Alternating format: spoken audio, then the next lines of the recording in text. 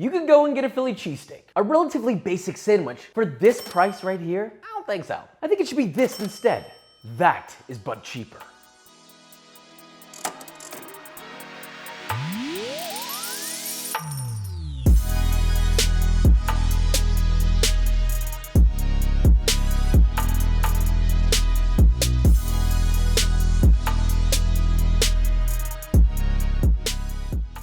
So a great Philly cheesesteak, as we've seen in our Philly cheesesteak episode, is actually quite simple. Beef, onion maybe, salt, pep, cheese, and sometimes mayo and ketchup. You put it in a bun and that's it. It's such a basic sandwich, but naturally the price is a little bit higher because it has steak in it. Expensive steak. Does it have to be expensive? What do you think, brother? This is the one sandwich where you can leverage technique to make a cheap cut of meat taste unbelievably good. So with all that being said, let's make this, shall we?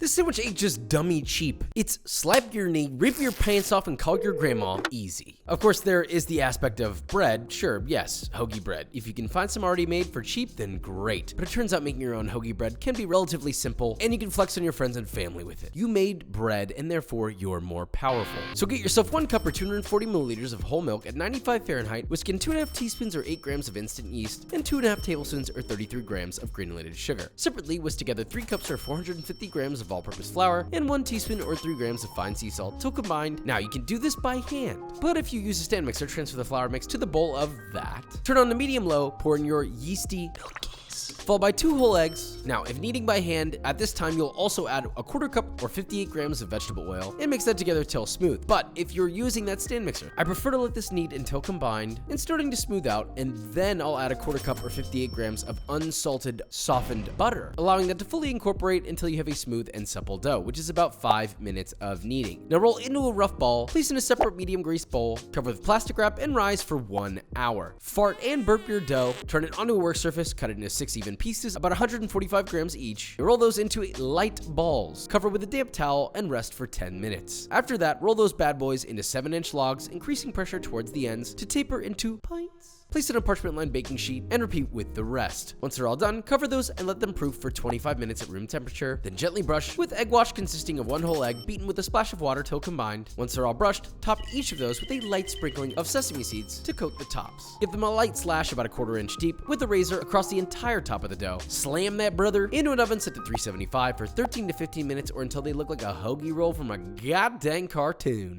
Golden brown, ideally. Now let those cool completely on a wire rack, and that's your bread. So as they say, get that blank, get that bread, and leave. The actual sandwich is very, very basic. Usually we'll use ribeye, but the cheapest steak isn't just the chewy stuff, all right? There's another one out there that's well marbled and tender.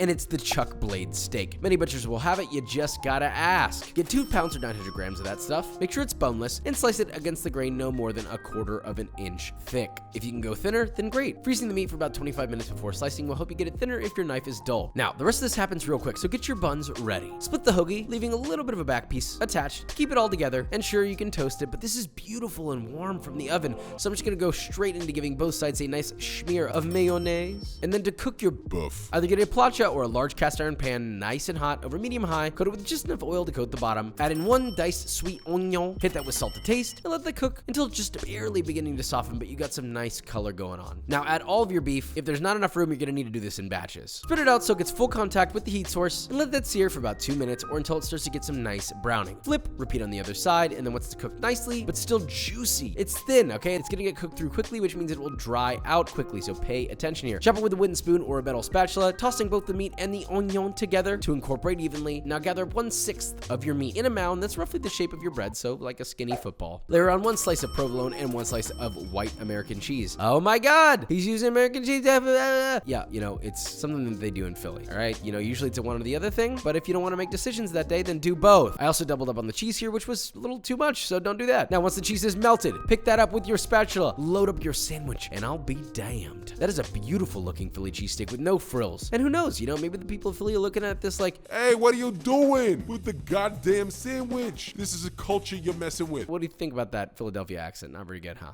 Okay, very sorry about that. That being said, hopefully this makes up for any wrongdoings with a great price, but no loss of flavor. So let's find out. Wow, this looks a lot like our other Philly cheesesteak. There's some small modifications to make it a lot cheaper. I'm a good sandwich. Yeah.